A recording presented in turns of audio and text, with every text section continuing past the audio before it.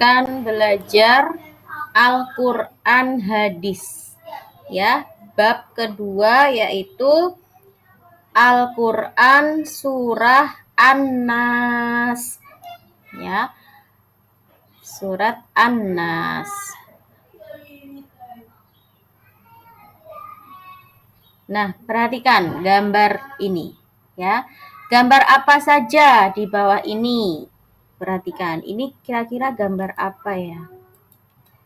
Ya, yang pertama, yang sebelah kiri ada gambar manusia, banyak manusia di sini ya. Ini kira-kira sedang sholat ya ini ya, sedang sholat.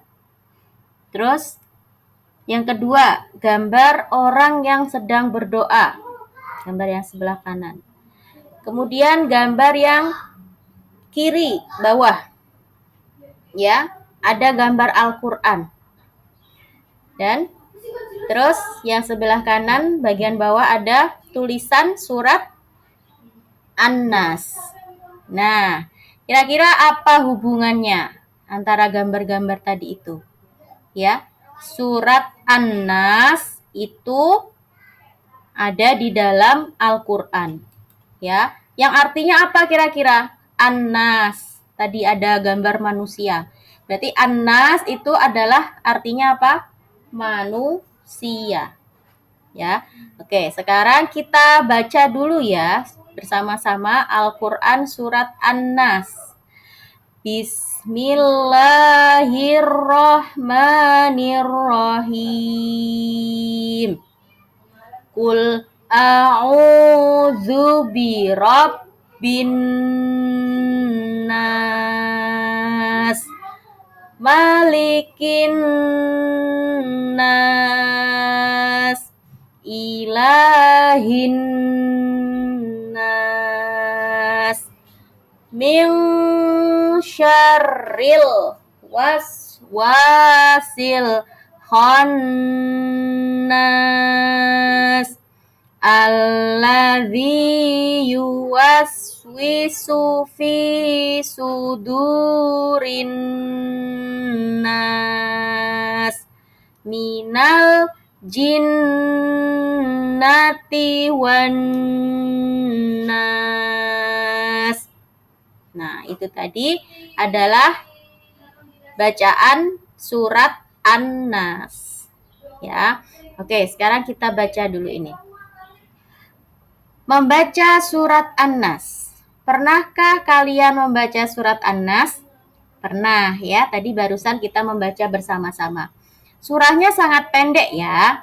Nah, sekarang kita tadi sudah membaca surat An-Nas. Nah, sekarang kita akan membaca artinya ya. Mengartikan surat An-Nas. Ayat pertama. Qul a'udzu birabbin nas. Artinya, katakanlah, aku berlindung kepada Tuhannya manusia. Ayat 2. Malikin nas, raja manusia. Ayat ketiga, ilahin nas, sembahan manusia. Ayat 4. Min syarril waswasil khannas, dari kejahatan bisikan setan yang bersembunyi. Ayat 5. Alladzi yuwaswisu fi sudurin nas, yang membisikkan kejahatan ke dalam dada manusia. Ayat 6. Minal jinnati wan nas, dari golongan jin dan manusia. Nah, itu tadi terjemahan surat An-Nas. Nah, sekarang kita akan memahami isi kandungan surat An-Nas. Apa maksud dari surat An-Nas itu ya? Surat An-Nas terdiri dari 6 ayat. Ya. dan merupakan urutan yang ke-114 di dalam Al-Qur'an. Ya, ingat ya, jumlah surat di dalam Al-Qur'an itu ada 114. Jadi surat An-Nas ini adalah urutan yang terakhir ya di dalam Al-Qur'an. Kalau urutan yang pertama surat apa? Surat Al-Fatihah. Ya, surat Al-Fatihah itu urutan nomor 1. Ya, sedangkan surat An-Nas adalah urutan yang terakhir atau urutan yang ke-114 di dalam Al-Qur'an. Dan surat An-Nas ini adalah termasuk golongan surat Makkiyah. Karena apa? Diturunkan di kota Mekkah. Kenapa dinamakan surat An-Nas? Karena di dalam suratnya itu ada kata-kata An-Nasnya.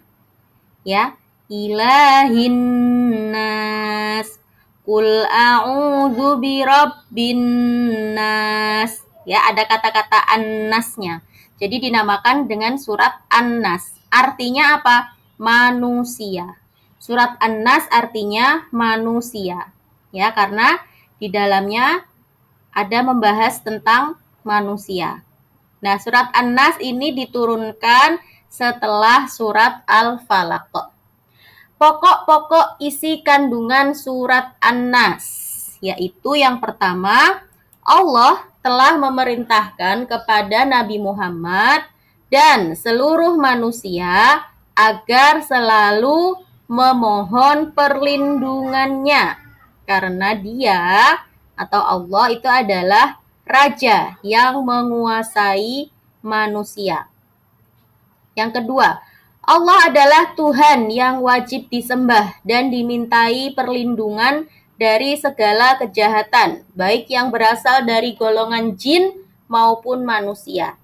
Oleh karena itu, seperti yang diajarkan oleh Nabi Muhammad, kalau kita rajin berdoa dengan membaca surat An-Nas, maka Allah akan melindungi kita dari gangguan jin dan dari kejahatan manusia. Sedangkan meminta perlindungan atau berdoa kepada selain Allah adalah sangat dilarang karena termasuk perbuatan syirik. Ya, syirik itu artinya apa? Menyekutukan Allah. Maksudnya menyamakan Allah dengan benda lain, ya. Nah, kesimpulannya apa? Surat An-Nas ini adalah termasuk surah yang ke-114. Nomornya, urutannya adalah 114 di dalam Al-Qur'an. Dan surat An-Nas ini terdiri dari 6 ayat. Surat An-Nas termasuk golongan surat Makkiyah karena diturunkan di kota Mekkah. Ya, diturunkan sesudah surat Al-Falaq. Surat An-Nas dinamakan dengan An-Nas yang artinya manusia. Kenapa dinamakan surat An-Nas? Karena di dalam ayatnya ada kata-kata An-Nas, ya. Qul a'udzu birabbin nas, malikin nas, ilahin nas. Ya, ada kata-kata An-Nasnya diulang-ulang. Jadi dinamakan dengan surat An-Nas yang artinya manusia. Pokok-pokok isi kandungan dari surat An-Nas yaitu perintah kepada manusia agar berlindung dan berdoa kepada Allah. Ya. Jadi di dalam surat An-Nas ini adalah ada perintah kepada manusia kalau berdoa, ya, kalau meminta perlindungan itu hanya kepada Allah. Ya. Boleh nggak meminta perlindungan kepada pohon-pohon? Tidak boleh. Boleh nggak meminta perlindungan kepada Gunung Merapi? Nggak boleh. Itu namanya apa? Syirik. Ya, syirik itu artinya apa? Menyekutukan Allah. Ya, bukan menjadikan Allah itu kutu. Ya, menyekutukan itu artinya apa? Menyekutukan itu artinya menyamakan Allah dengan benda lain. Jadi kalau kita menganggap Gunung Merapi itu punya kekuatan, berarti kita sudah syirik, ya. Karena apa? Karena menganggap ada kekuatan lain selain kekuatan Allah, ya. Kalau kita menganggap, ya, laut laut apa namanya, Parangtritis, ya, laut selatan, biasanya kalau di Jogja kan ada mitos, ya, laut selatan itu suka minta korban, selalu ada yang tenggelam di situ, ya. Nggak boleh pakai baju warna hijau karena nanti apa, karena nanti penunggunya marah, ya. Nggak boleh pakai baju warna hijau karena warna hijau itu adalah warna kesukaan si penunggu laut itu. Pernah dengar nggak cerita itu? Enggak. Jadi di pantai selatan itu ada mitos seperti itu. Kalau main ke pantai selatan nggak boleh pakai baju warna hijau. Katanya apa? Katanya nanti bisa tenggelam, ya. Nah, berarti apa? Berarti percaya bahwa laut itu punya kekuatan. Padahal apa? Padahal yang memiliki kekuatan itu adalah Allah. Kalau kita percaya, ya, kalau kita percaya dengan hal-hal seperti itu, berarti kita sudah berbuat syirik, yaitu menyamakan benda-benda itu dengan Allah. Padahal Allah itu tidak ada tidak ada kekuatan lain selain kekuatan milik Allah. Gitu ya. Nah, terus apalagi isi kandungan dari surat An-Nas? Bahwa kejahatan itu ada yang berasal dari golongan jin dan manusia, ya. Jadi kejahatan di dunia ini bisa berasal dari manusia itu sendiri, bisa juga berasal dari jin, ya. Jin itu ada yang jahat, jin itu ada yang baik juga. Jin itu sama seperti manusia, hanya mereka tidak terlihat gaib. Ya, jadi di dunia ini kita itu hidup berdampingan. Selain manusia, itu ada namanya bangsa jin. Ya. Nah, kita berdua ini, ya, manusia dan jin, ini sama-sama disuruh Allah, diperintahkan Allah untuk apa? Untuk menyembah Allah, ya. Nah, sama seperti manusia, jin itu juga ada yang muslim, ada juga yang kafir. Ada yang baik, ada juga yang jahat. Nah, itu ya. Jadi bangsa jin itu sama seperti bangsa manusia. Kita ini hidup berdampingan, ya. Hanya saja mereka tidak kelihatan. Kalau kelihatan sudah penuh ini, ya. Bumi ini sudah penuh, sudah nggak bisa bernafas mungkin, ya. Nah, coba di belakangnya. Coba di sampingnya Nansira. Ada obake nggak? Pernah lihat obake nggak? Hah? Kalau di rumah nggak pernah, ya. Semoga nggak pernah, ya. Nah, jadi itulah yang disebut dengan jin, ya. Jin itu ada yang baik, ada yang jahat. Sama manusia juga gitu, ada yang baik, ada yang jahat. Nah, manusia itu statusnya lebih tinggi daripada jin, ya. Jadi kita kalau kalau mengakui kekuatan jin itu berarti kita ini bodoh, ya. Misalnya kita percaya nih dengan kekuatan jin. Misalnya kita apa ya? Kehilangan sesuatu misalnya, ya, kehilangan uang misalnya, ya. Terus ada orang yang minta tolong sama dukun, ya. Dukun disuruh apa? Disuruh nyari di mana uang itu hilang. Nah, tentunya dukun tadi juga nggak tahu. Nah, kenapa dia kok bisa tahu? Kenapa dia disebut orang pintar? Karena dia ini bekerja sama dengan jin tadi itu, ya. Kalau kita kehilangan uang, terus nggak ada CCTV misalnya, ya, kan jinnya lihat, ya.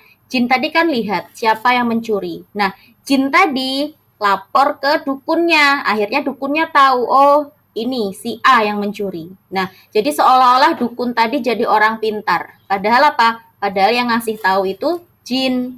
Nah, kalau kita kalah sama jin, berarti kita apa?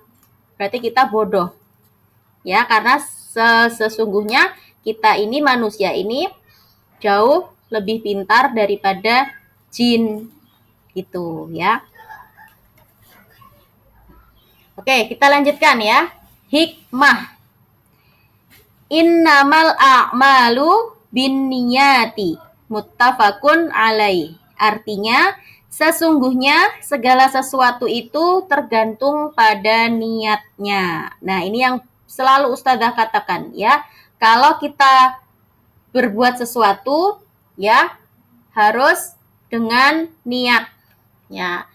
Apa yang membedakan mandi wajib dengan mandi biasa, dengan mandi sehari-hari? Yang membedakan niatnya. Mandinya sih sama aja, ya, menyiramkan air ke badan, ya, mencuci rambut, keramas. Mandinya sih sama ya. Tapi yang membedakan apa? Niatnya. Apa yang membedakan sholat subuh dengan sholat sunnah? Padahal sama-sama 2 rakaat. Yang membedakan apa? Niatnya, ya.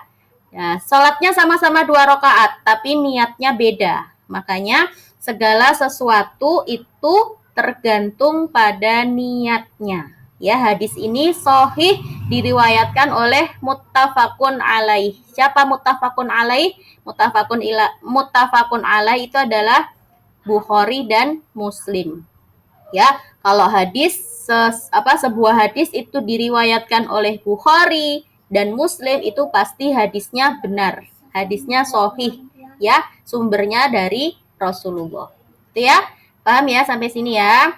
Oke, cukup dulu pelajaran kita untuk hari ini. Ya, insya Allah di pertemuan selanjutnya kita lanjutkan dengan bab yang lain, ya.